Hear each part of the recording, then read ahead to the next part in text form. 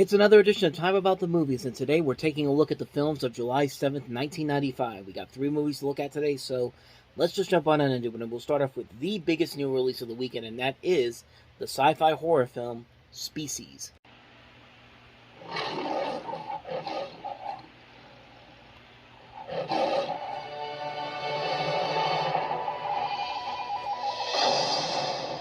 In January, a message from an extraterrestrial source was picked up at the Parkes Observatory in Australia.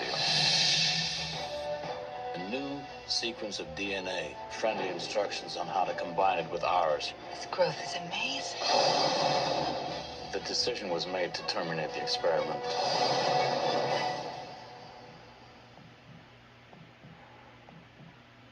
He's breaking out! She escaped. We have a serious emergency on our hands. I want a team to track her. Hunt her down. You created a monster, now you want us to kill it. We decided to make it female so that it would be more docile and controllable. More docile and controllable. I guess you guys don't get out much. She wants to have a baby. She'll kill anyone that gets in her way. I wouldn't hurt you. Yes, you would. Just don't know it yet. She'd have a dozen babies. She could lay 1,000 eggs. Something's wrong.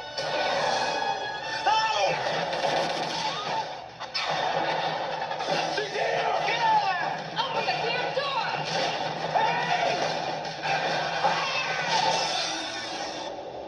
Oh, God.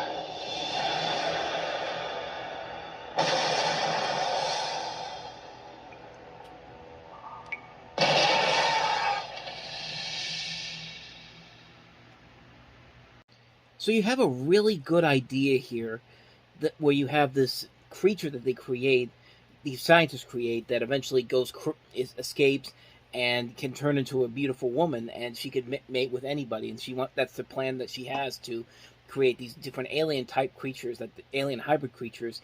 And there's so much potential with this idea. You've got an alien design done by H.R. Geiger, who did the work for the Alien movies. You have people that worked on films like The Abyss and Terminator 2.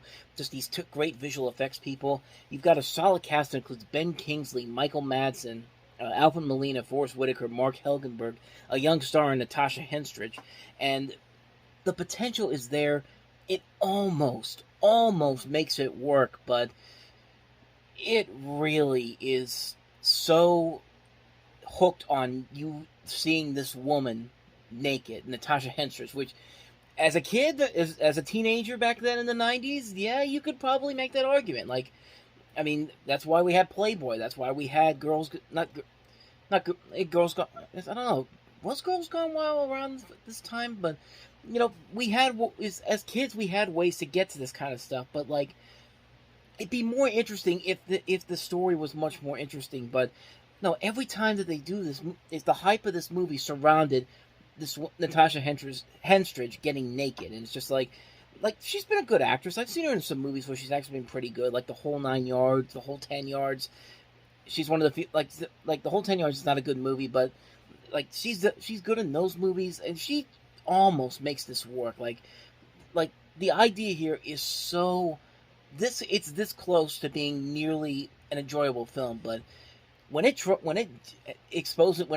fully takes control of that R rating and has scenes of her naked and all that type of stuff, it's just like, yeah, I think I know what your real intentions are. I would have been surprised if this was written by Joe Esterhaus or directed by Paul Verhoeven of Based Against Showgirls fame, which, Showgirls is a lovely treat that we'll get to later on in the year, and but yeah, there are some good ideas here, but it would also help if the characters were not just these stupid cliche characters. Like you look at the people in this movie and you think to yourself, yep, I've seen this character over and over again. There's nothing new about these characters. There's nothing interesting about them whatsoever, and it's so close to being a movie that's actually worth watching, but it just really isn't. There's so many good ideas to this, and it just falls under the same category that a lot of these original sci-fi films fall under the category of. They're movies that they just can't stick the landing. Like, we've had many movies since this movie came out that have tried to become the next Alien, have tried to become the next Predator, tried to become the next sci-fi classic, like in 2001.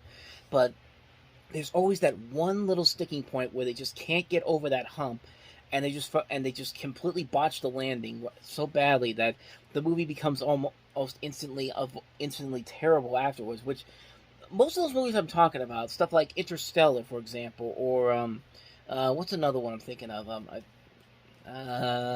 Give me 1 second.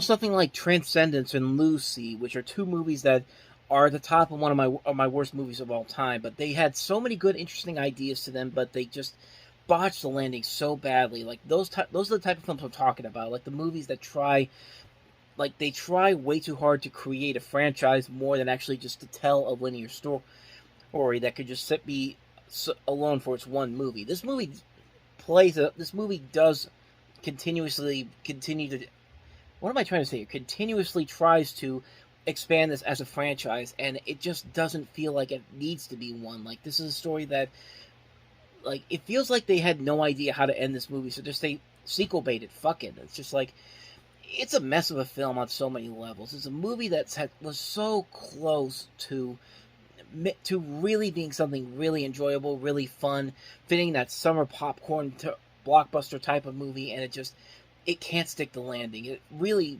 botches the ending of this so badly. It's just like, it's a mess of a movie. It's a real mess of a movie. But made a sequel, but you know what?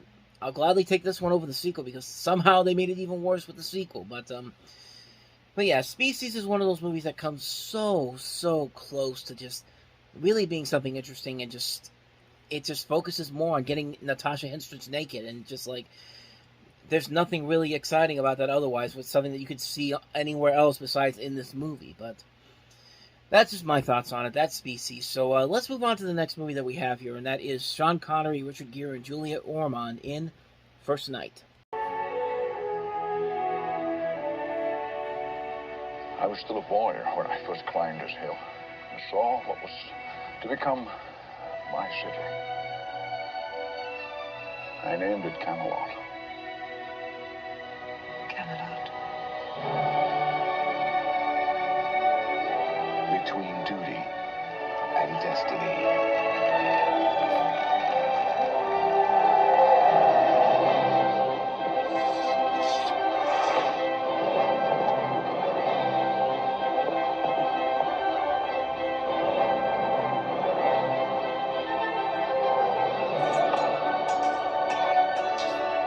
Between loyalty and love stands a woman torn between a soldier and a king.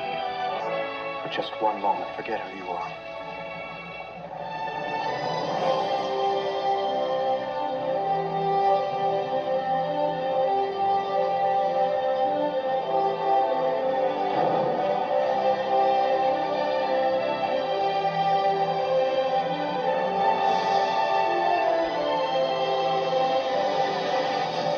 Sean Connery, Richard Gere, Julia Ormond. Their world could not last, but their legend would endure forever.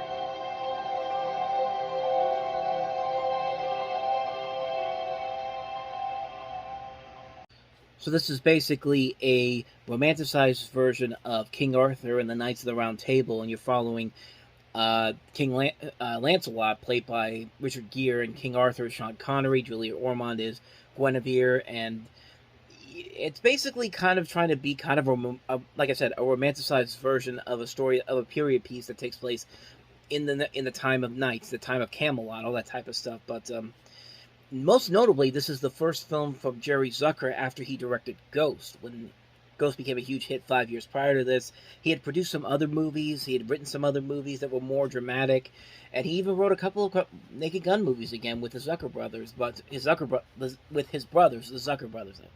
But yeah, I feel like this movie just kind of got stuck in a year where you had far superior medieval films. Like, if Rob Roy and Braveheart didn't come out around the same time, maybe this movie could have been something interesting. But I mean, Braveheart and Rob Roy turned out to be much better movies than this, and it's not a bad movie per se. Like, everybody's doing the best that they can. Sean Connery's doing a pretty good job here. So is Richard Gere.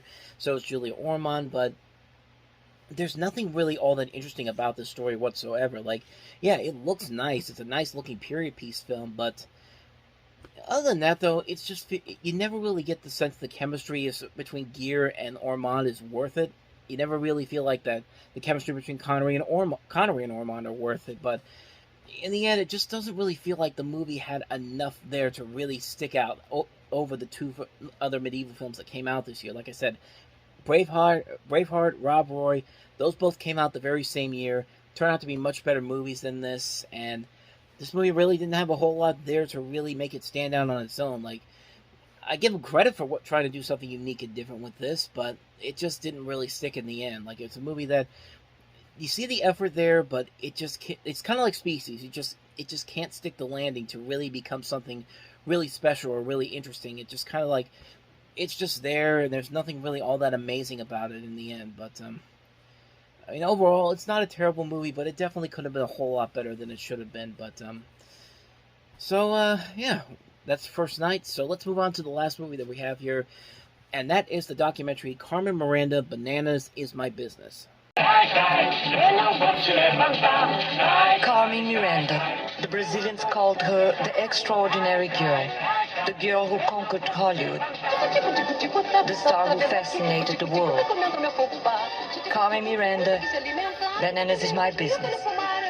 Now, Carmen Miranda may not be somebody that you know per se. I certainly didn't know who she was, but you've definitely seen her if you've watched stuff like old Looney Tunes cartoons like this one. Aqui na feira de famoso tio Sam, ninguém sabia o que era uma baiana reluzindo seus quinditos, seus balões cantando. Belo dia parecia uma brasileira, cantando samba sua própria maneira. E quando o público ouviu mamãe eu quero, ficou logo apaixonado. E eu vou dizer porquê, tudo se fazia. E ela disse alô, alô. Agora estou toda de cama, dessa marcha embolada, batucada e a brincadeira é. So yeah, that was kind of everybody's introduction to who this woman really was, and I didn't know who she was is when I saw that the first time, but then doing some research over the years and finally figuring out who that is. Like, I've seen also there's been other cartoons that have done that sort of thing. Like, I know The Simpsons did it, Critic did it, the Chipmunk Adventure has a scene in Brazil, I think in Mexico, that takes place that has a person that does the same thing. I haven't seen this, so I'll give you kind of a rundown of what this is about. This is about, of course, like I said, Carmen Miranda, who was Hollywood's symbol of Latin American spirit in the 1940s, and the documentary tells her life story in a series of stages, beginning with her roots, her rise to stardom in her country, Brazil, her transition and development as a performer in the United States, and then first on Broadway in New York City, and then when she got a deal with 20th Century Fox to appear in films, and her later years in life before her death, and her return to Brazil. And the director uses two different film styles, biography and directorial reverie, in which this director, Helena Solberg, uses actor Eric Barretos to resurrect Carmen Miranda in several fantasy sequences. So it sounds like a very interesting documentary. It's one that I would have never really been interested in maybe 10, 15 years ago, but this idea definitely sounds pretty interesting. I think they tried to do this idea recently with Framing John DeLorean, where they had Alec Baldwin playing John DeLorean. I didn't get to see it, but it was something I was really curious to see. But I don't know. This definitely could be something very interesting. It's something that maybe one day I'll definitely check out if I can find it somewhere. But yeah, that's pretty much all I know about it. But it definitely is very, very interesting. An interesting idea for a documentary. So might check it out one day. So that is Carmen Miranda, Bananas is My Business. And so on that note, we wrap up another edition of Time About the Movies. The next time we meet, we'll have 5 new movies to look at, including Under Siege 2, Dark Territory, the sequel to Steven Seagal's 1992 hit. We also have Hugh Grant and Julianne Moore in 9 Months, with a very interesting story behind it, if you remember what was going on around the same time in 1995, but involving Hugh Grant, but we'll definitely delve into that when we get to that one. The Indian in the Cupboard, directed by Frank Oz. We also have Living in Oblivion, and also Roosters. So 5 movies to look at next time around, and we'll do that on the next episode. But until then, thank you very much for watching, and if you want to see more videos like this, please hit the plays on the next page, check out the previous episode, and I will see you guys tomorrow for another episode. So thank you for watching, I'll see you next time, and until then, as always, take care.